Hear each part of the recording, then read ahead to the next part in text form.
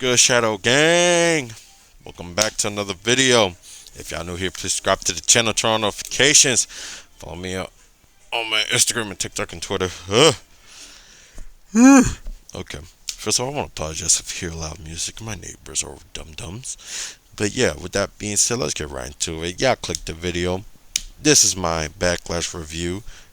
Thank y'all all for tuning in for the live stream yesterday. I did a little watch along. And let's get right into it. So, the show started in the most interesting way possible. We had the fatal four-way kick off the show. Now, here's my thing, right? Sorry about that. Here's my thing, right? This was, besides Cena and Orton, this is the only match I was really excited for. And oh my God, it did not disappoint. It did not disappoint. I loved it. Literally, I can make a whole separate video about it, in my opinion. Yeah. Sorry, y'all. But I won't because, I got other stuff to record, especially with some news that just came out about Sabu passing away. I think I may have to do a video about that. But yeah, man, it's so much going on. But nah, this was dope. Didn't I like the... Okay, first of all, shout out to Jeff Cobb, right? I was a fan of his Lucha Underground run when he did the monster thing. Find it weird he's part of the bloodline or whatever this shit is. We'll see. I gotta give it time, of course. But yeah, didn't like Solo. Didn't like the Solo guy interfered. I think this was Jacob's moment of shine. In my opinion. But whatever, cool. Loved the match. Loved the spot Damian and Drew did. LA Knight killed it. Like, I loved it. So yeah, that's all I gotta really say about that, really. And yeah, I don't know. I just did not like that Jeff Cobb was well, first of all, I'm glad Jeff Cobb debuted. I just don't like the Solo got involved and that he got involved in this shit. So yeah, we're gonna talk about that later. Let's talk about this match. All right, there we go. Yeah, that's how far it's go. Okay, so this match. I'm gonna keep it a buck. My expectation for this match was very low, due to the fact that I'm really not a big fan of Becky's in-ring work, in my opinion. But, but, the match was good. I actually thought the match was pretty good. Again, I was like, let me give it a few more minutes. That was good. The issue I had with this match was the finish. So, it goes Becky, I don't know if she poked her in the eye or the nose. Good job selling by Lyra. But here's my thing. It looked like she tried to go for the manhandle slam, but like last minute decided to do a roll up. Then the switch thing happened, and then Lyra did the roll up and won. But then right after that, not even like a second goes by, Becky's attacking Lyra. Like, I don't understand. Well, everything happened way too fast. The ending was rushed or something. I don't know. That shit felt rushed in my opinion. But I'm glad that Lyra's still the IC champ. Again, I don't think Becky needs a title for at least another year or two. You feel me? So yeah, but that's just my opinion. But yeah, the match was alright. Let's talk about this joint. Yeah, that's good. Oh my God. It wasn't what I was expecting, but at the same time it was. Like, I was expecting Gunther to just beat the fuck out of Pat McAfee for like 10 minutes at best. And I was expecting Pat to bleed or something. First of all, can I just say this? If you go back and look at my live stream with Couch, we legit said, yo, homie up in here looking like Shane McMahon, coming out with the jersey, wearing some Jordans and, pants and shit. Two, Michael Cole was low-key annoying in this match. Low-key. And three, I did not like how Pat had offense. He shouldn't have had offense. Like, and even when he did, I don't know, Gunther was there, like, that didn't hurt, no sell joint. But I just didn't like that. I really didn't. I felt like it should have been Gunther just beating him the fuck up. And also, You're gonna tell me that at WrestleMania, right? Because that's the whole reason why this feud is. Gunther's gonna tap out to Jey Uso, a guy who's really not a main eventer until now. Even when he called himself main event Jey Uso, he was still IC champ for like a few weeks. It's gonna tap out quick. But Pat McAfee, a dude who's only had like 4 to 5 wrestling matches, who's not even a real wrestler, it's not gonna tap out to Gunther, but it's gonna pass out. Like that's how strong Pat McAfee is. I don't know. I don't like that. But that's just me. Overall, the match was a little too long in my opinion for my liking. But that's just me. I'm just glad Gunther won, and that's all I really gotta say. The ending was weird with the whole, respect showing thing. I'm like, bruh, you better beat that motherfucker up. Like, shoot. Let's talk about this. One of my favorite matches of the night. First of all, Dom and Penta killed it. The spots were cool. The match was dope. I loved it. I got nothing negative to say. A Judgment Day came out. That was awesome. Oh my god, I'm so sorry, y'all. Keep yawning. But yeah, it was perfect. I loved it. The ending with Grande Americano coming out, find it funny, but then I realized, hold on, Chad Gable did had a conflict with Penta, so I get it.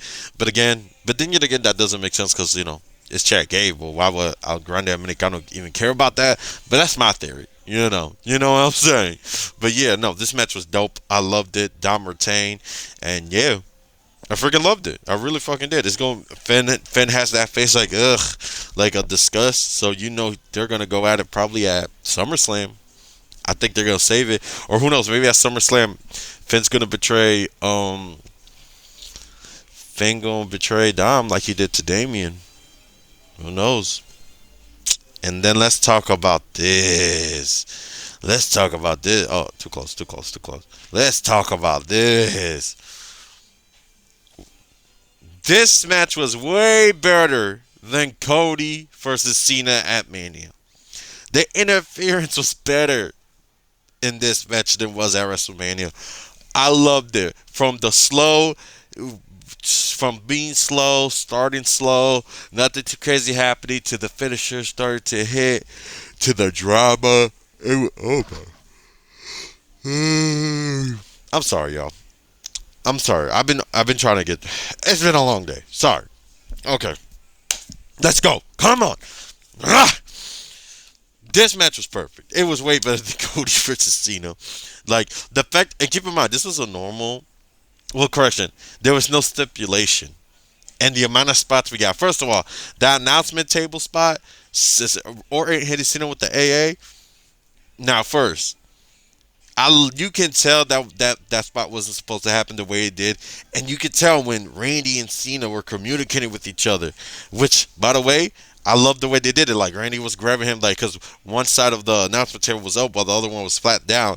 So Orton was like banging his head across with it, and you could tell he was whispering, "Hey, we need to do that again." And Cena said, "Bet," and then that's when they grabbed the table, which the crowd asked for a table earlier that night. And Randy hit a A to Cena through the table. I am a little. I'm the only thing that I'm mad is Cena didn't hit an RKO to Randy. But I'm cool with that. I love that RKO spot where Cena was doing the shoulder tackles, and then when he came in, Randy hit an RKO out of nowhere. I loved it. I loved how the ref. Okay, so the one ref got knocked down like 2 times or 1 time, I don't know, but he was down for a while. They bring out another ref, and then he gets knocked down, and then the backstage people come out and help that ref, but didn't help out the ref that's been knocked out for almost like 15 minutes up to that point. Right? I found that a little funny. That's my only critique. Randy drinking Prime and saying that it tastes horrible. I believe that is not him being on character. I believe legit that shit's horrible. Logan Paul doesn't even drink that shit. Literally, if you look at a video where he sips it, it legit looks like he's drinking air. The way there's times where he puts it in his mouth, he doesn't even swallow. That's how you know he don't drink that shit. The fuck. Also, what else? What else? What else? Oh, Randy RKOing everybody, even Nick Aldis. It was pretty good. My boy Black Couch even said that might be a match, which I won't be even mad at. I really won't be mad at, yo. I won't be mad at if that becomes a match. That's like 3 RKOs right there.